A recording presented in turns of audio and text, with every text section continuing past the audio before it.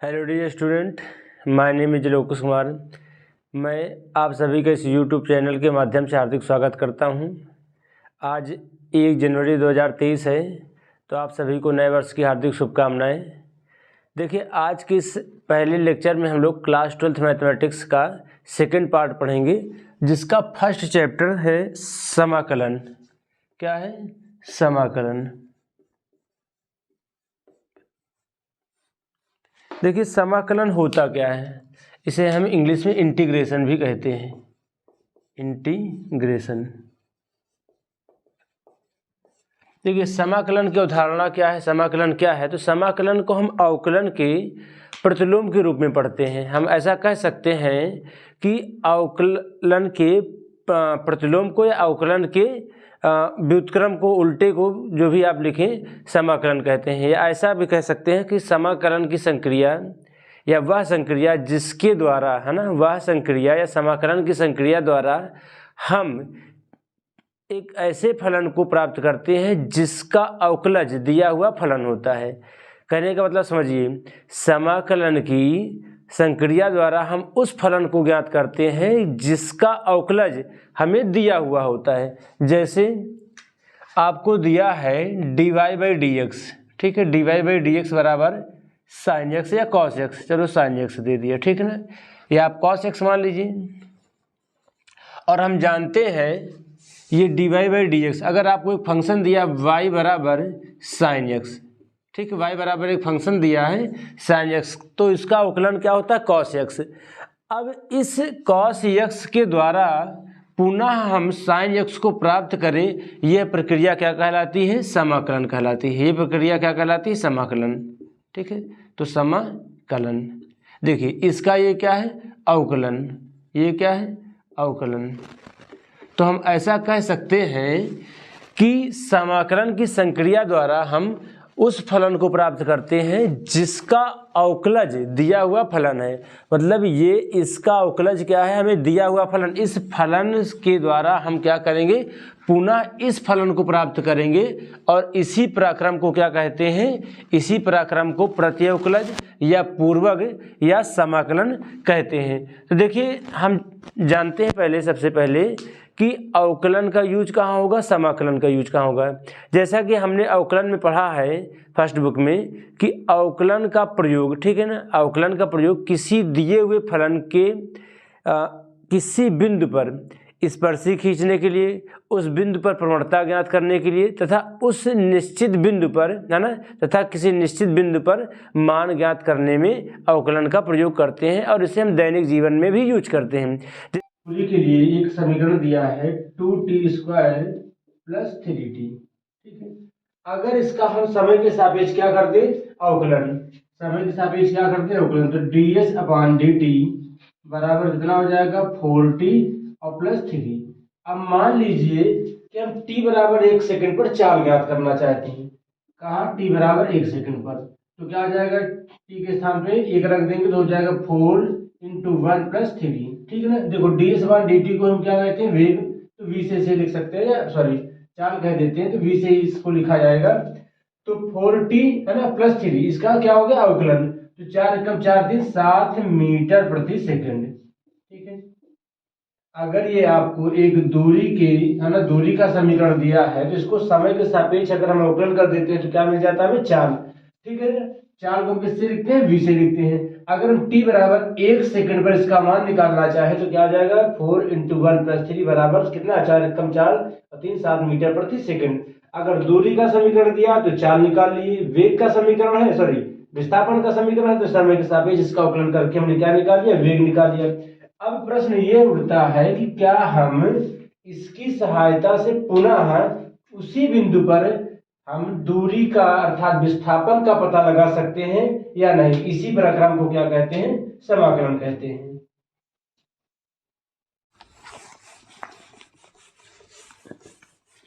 देखिए, तो आप समझ लिए कि समाकलन क्या है ना।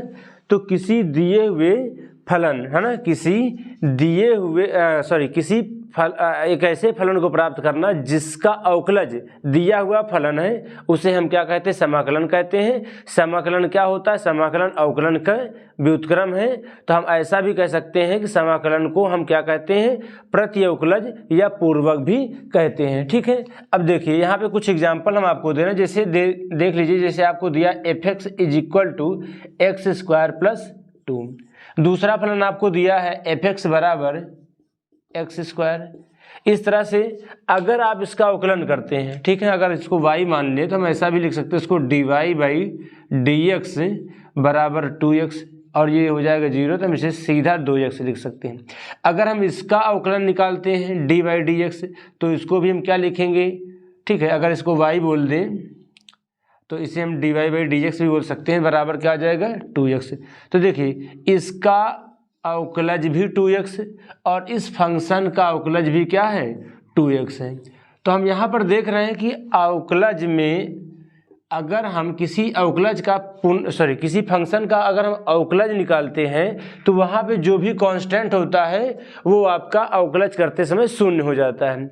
तो यहाँ पे मेन प्रॉब्लम ये होती है कि जब हम समाकलन ज्ञात करते हैं तो वो जो कांस्टेंट होता है पुनः से वो हमें प्राप्त करने में, मतलब उसे हम प्राप्त नहीं कर सकते जब तक हमें कोई निश्चित बिंदु ना दिया जाए।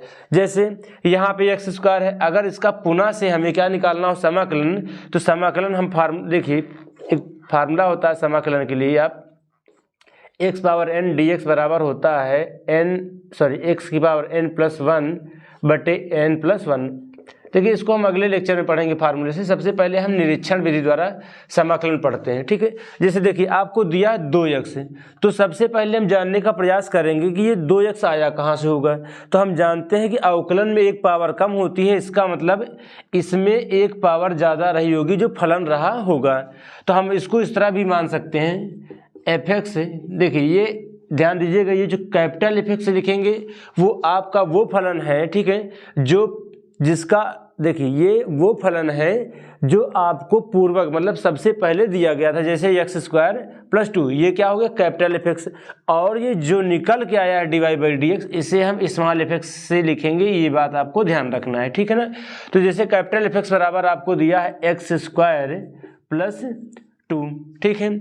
अगर इसका हम समाकलन निकालते हैं तो क्या हो जाएगा, अवकलन निकालते हैं तो dy/dx बराबर क्या हो जाएगा, 2x हो जाएगा।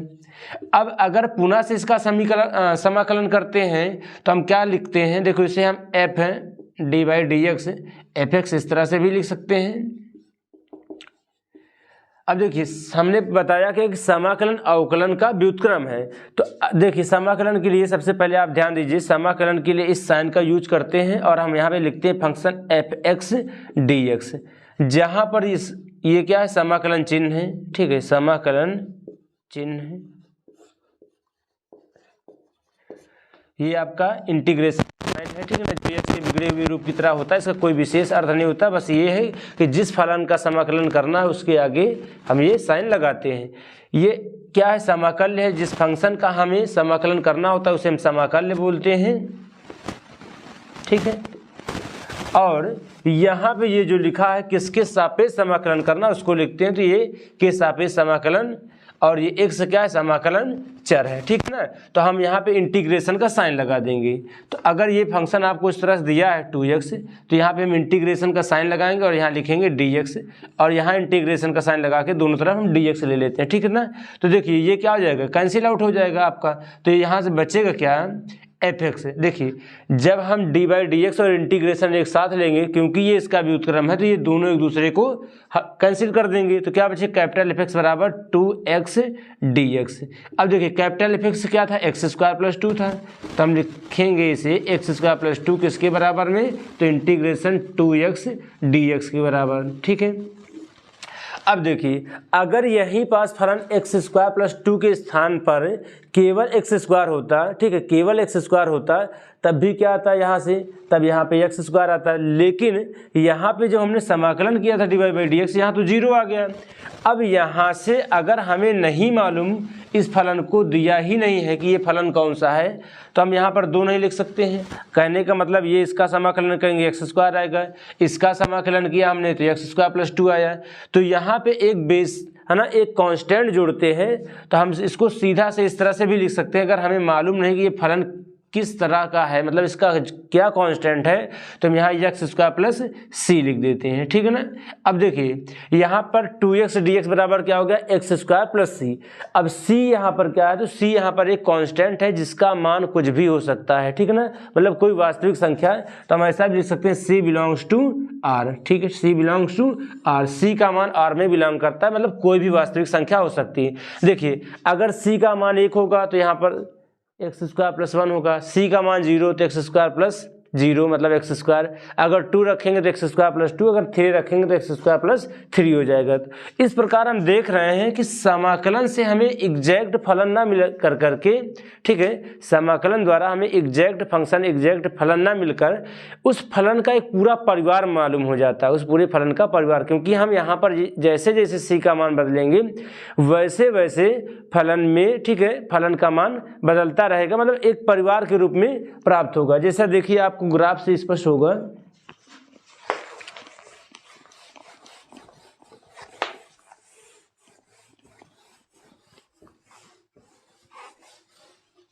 देखिए यहाँ पे हम c के मान बदलते हैं तो आपको दिया क्या, y बराबर, ये मान लीजिए आपको दिया y बराबर एक्स स्क्वायर, ठीक है ना। तो देखो अगर यहाँ पर हम x का मान रखते हैं 0, तो अगर c का मान रखें अगर 0 तो ये फलन कुछ इस तरह से होगा, y बराबर ये बन जाएगा एक्स स्क्वायर, ठीक है। इस फलन में अगर हम c अर्थात ये कांस्टेंट जो 2 है उसको 0 कर दें तो क्या हो जाएगा एक्स स्क्वायर, तो ये एक्स स्क्वायर बराबर y, ये क्या है y एक्स के सम्मित है, इसका ग्राफ आपने पढ़ा होगा, कुछ इस तरह से होता है। अगर हम c का मान यहाँ से 1 रख दें तो ये 1 यूनिट ऊपर चला जाएगा, तो c का मान एक जैसे ही रखेंगे यहाँ पे तो क्या हो जाएगा एक्स स्क्वायर प्लस 1। अगर x 0 हुआ तब भी y का मान क्या रहेगा, हमेशा 1 ही रहेगा। अगर हम यहाँ पर प्लस 1 लिख दें तो यहाँ पास x क्या होता है, y एक्स पर x 0 होता है, तो ये हो जाएगा 1, और फिर जैसे जैसे x का मान रखेंगे उसी तरह y के मान निकलेंगे। इसी तरह अगर एक्स स्क्वायर प्लस 2 रखें तो कुछ इस तरह से जाएगा, ठीक है। अगर हम एक्स स्क्वायर माइनस 1 लिखें तो कुछ इस तरह से जाने वाला है आपका, इसी तरह से ये एक्स स्क्वायर माइनस 2। तो देखा जाए तो ये क्या है, ये पहला जो समीकरण आपको निकाल के दिए हैं ये है y बराबर एक्स स्क्वायर, ये है x square minus 1 x square minus 2, ये क्या है एक्स स्क्वायर प्लस 1 और ये क्या है एक्स स्क्वायर प्लस 2, ठीक है ना। तो हम देख रहे हैं कि ये सारे फंक्शन जो प्राप्त हैं वो परवलय के आकार के हैं, एक्स स्क्वायर के रूप में है। फर्क सिर्फ इतना है कि कुछ मूल बिंदु से ऊपर है, कुछ मूल बिंदु से नीचे और कुछ मूल बिंदु से होकर जा रहे हैं। कहने का तात्पर्य फलन में कांस्टेंट का मान बदल रहा है, ठीक है ना, कांस्टेंट का मान बदल रहा है, बाकी फलन का प्रकार एक ही है। तो ये सभी क्या है, किसी दिए गए फलन के परिवार हैं। जैसे देखिए अगर यहाँ पे हम x बराबर कोई पॉइंट ले लें, x बराबर मान लीजिए हमने ले लिया 1/2, ठीक है ना।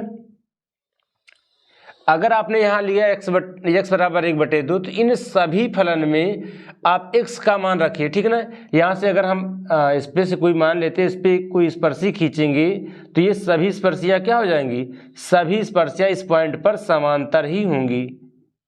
अगर आप किसी भी पॉइंट पे स्पर्शी खींचेंगे, जैसे कि आपको दिया क्या, dy/dx बराबर 2x, अगर यहाँ पास, ठीक है, इस फलन में, ठीक है ना, ये जो फलन है dy/dx, इस पे x का जो भी मान रखेंगे, ठीक है, देखिए क्योंकि हमने x बराबर क्या लिया 1/2, तो हर फलन में प्रवणता क्या आएगी, सेम आएगी, हर फलन में प्रवणता क्या आएगी, सेम आएगी। तो हम इसलिए इसको कह सकते हैं ये एक फलन ना होकर के पूरे फलन का क्या हो जाता है, परिवार हो जाता है, ठीक है।